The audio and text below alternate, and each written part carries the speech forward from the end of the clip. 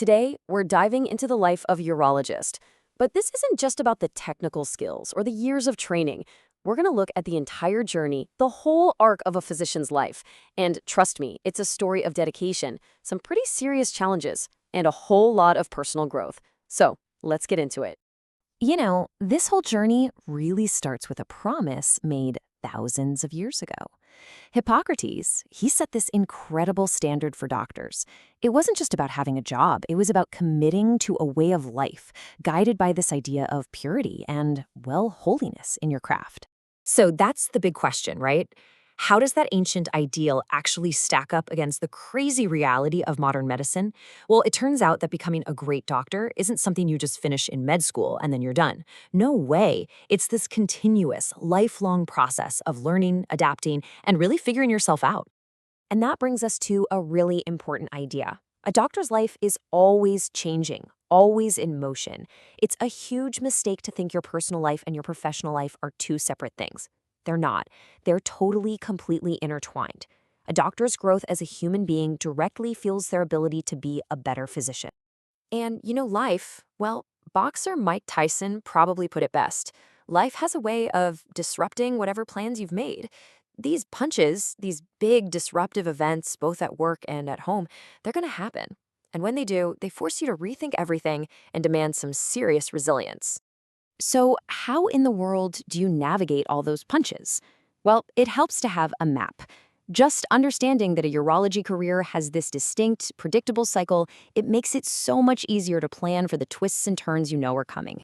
And this cellular model of life is such a great way to visualize it. Think of your life like a single cell. Your career, it's just one part of that cell. It's constantly interacting with everything else, your physical health, your mental well-being, your friends, your family.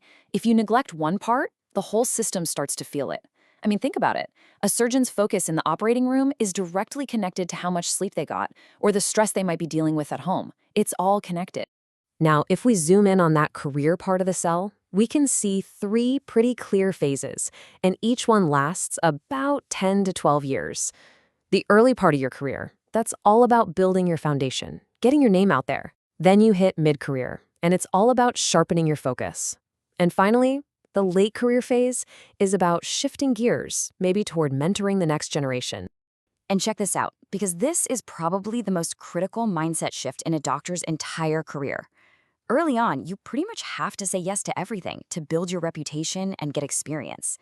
But to survive and really thrive in that mid-career phase, you have to master the art of strategically saying no.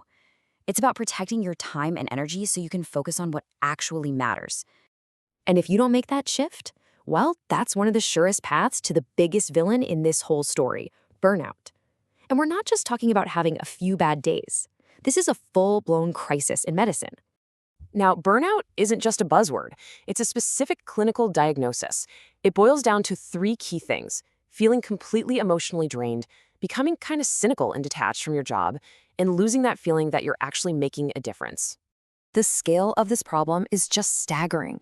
Recent studies are showing that the burnout rate for urologists is getting close to 50%. Think about that for a second.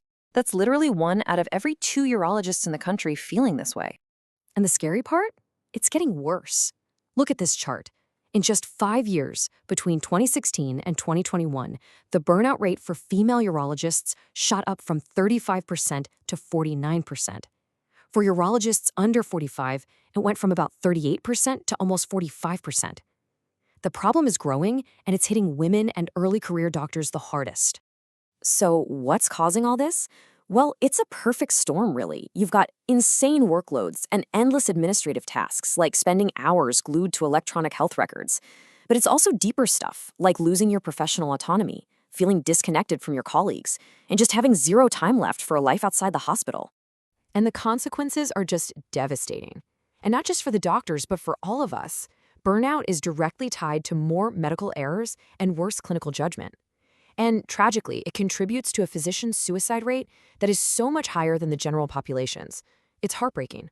Okay, so how do you fight back? What's the solution? The answer is in building what we can call a resilience toolkit. And this isn't about just being tough or sucking it up.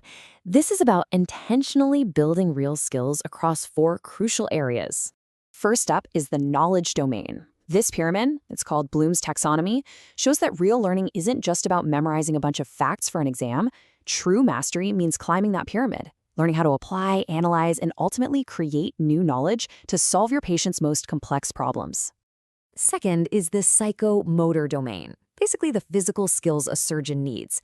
This chart shows how you go from being a total novice, just copying your mentor's moves, to being a competent practitioner, and then finally to becoming a master, where your hands move so smoothly it's like they're on autopilot. It's just second nature.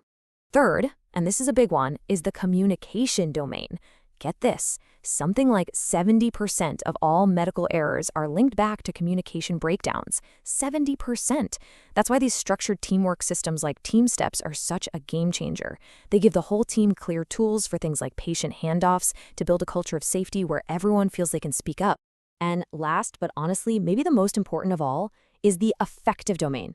This is the physician's inner world, their values, their attitudes, their why. It's about being open-minded enough to actually hear feedback, to actively take part in discussions, and to build that internal compass that guides every single decision you make. This is the domain that fuels the desire to get better in the other three. And when you develop that inner compass, it brings us right back to where we started. Back to the real reason anyone puts themselves through this unbelievably demanding journey in the first place, the true purpose of medicine. Look, all the frustrating stuff in modern medicine, the paperwork, the bureaucracy, the endless clicks, it can all make you lose sight of the mission. But reconnecting with that core purpose, that simple goal of serving other people, that is the most powerful antidote to burnout. It's the fuel that gets physicians through the toughest days. And that's really the final thought here. The job, the title, the long hours, that whole career cycle, it all eventually ends when you retire. But the physician's true identity, that fundamental purpose of serving other human beings, that's something that endures for a lifetime.